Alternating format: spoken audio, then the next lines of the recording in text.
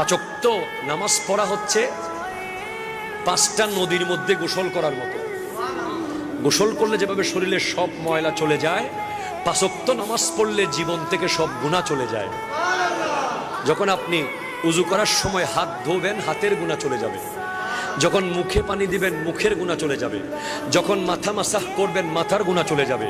যখন পা দৌত করবেন, পায়ের গুনাহ চলে যাবে। সুবহানাল্লাহ। এরপরে নবীজির হাদিস, মান সাল্লা আলাইয়া সালাতান ওয়াহিদাতান সাল্লাল্লাহু আলাইহি আশরা সালাওয়াতিন ওয়া খুত্তাতানহু আশরু খাতিয়াতিন ওয়া রুফিআত লাহু আশরু দারাজাতিন। যে ব্যক্তি নবীজির উপর একবার দরুদ শরীফ পড়বে, তার উপর আল্লাহ 10টা রহমত বর্ষণ করবে, তার 10টা গুনাহ অন দ্য স্পট মাফ হয়ে যাবে। তাহলে নবীজির উপর দরুদ পড়লে গুনাহ মাফ হয়ে যায়। সুবহানাল্লাহ, জোরে বলেন। এরপরে নবীজি জানিয়েছেন, আমরা জেনেছি যিকরুল আম্বিয়া